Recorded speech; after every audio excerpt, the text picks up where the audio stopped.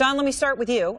Given this news, Manafort applied for 10 different passports in roughly as many years. He had 3 passports concurrently.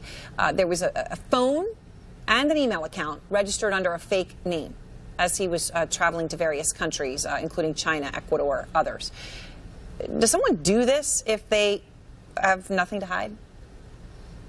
No, they do not. It's extraordinary. It's extraordinary somebody like this would be associated with any presidential campaign.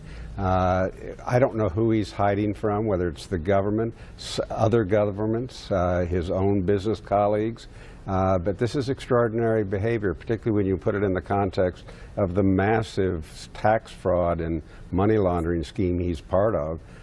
This isn't normal to a presidential campaign. Anyone could ever get that close to a presidential candidate.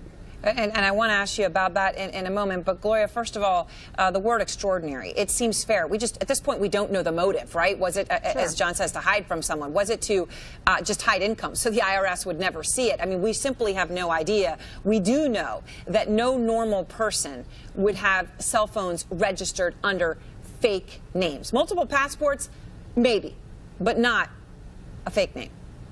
Well, and the question that John raises, I think, is the right one, which is, how did the Trump campaign bring him in?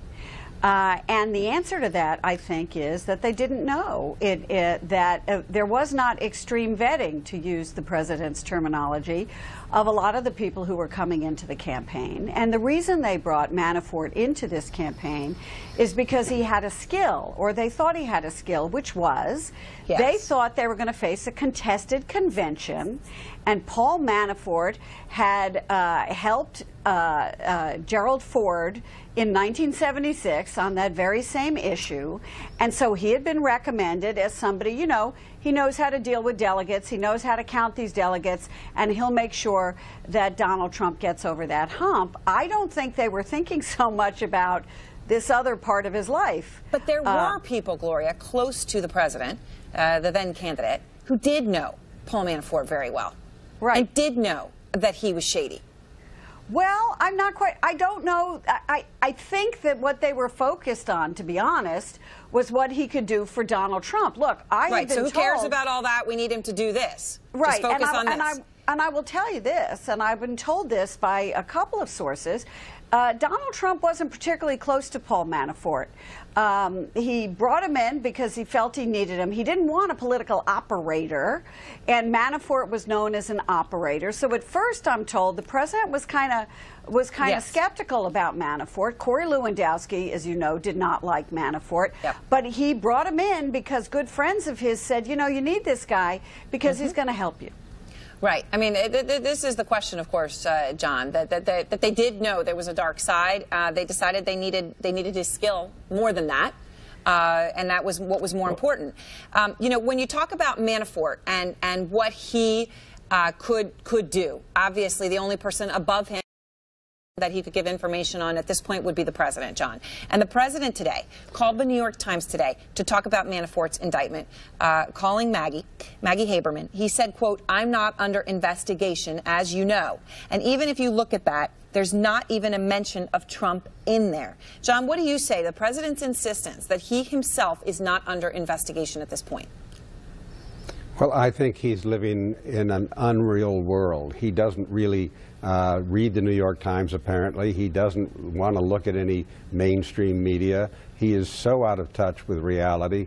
It's frightening. The fact that he is out of touch is the fact that he has no real establishment people that are close to him that could have warned him about somebody like a Manafort. That's well known. Those were not secrets. They were apparently to him, but Manafort had a reputation, and his firm was known for some shady business before he joined the campaign. So, you know, while he needed the expertise, he was a high risk in taking it. And how many people walk into a campaign with real skills and are volunteering those skills and taking no salary and running a campaign? That's extraordinary in itself. Right, and of course, Manafort, like others, a volunteer, if you want to use those words, Gloria, which of course the campaign used to disparage Papadopoulos. We're going to have more on him in a moment. Sure. But Gloria, you are also reporting about a major clash here on how Trump's going to handle Robert Mueller, right? Well, we know that so far Trump has listened to his lawyers. They have told him, do not argue with this, do not fight this, provide the information requested. But you're learning that Steve Bannon has been talking to Trump, even in recent days, saying, yes, no, don't as provide this, cut yesterday. the funding, fight Mueller. Right.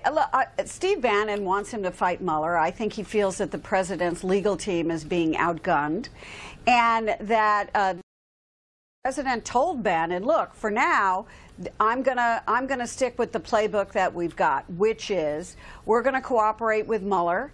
We're going to hand over all the documents, which they've done, and I'm not going to do anything to antagonize him. I mean, you know, you remember in July he was tweeting about Mueller. You haven't seen him do that lately.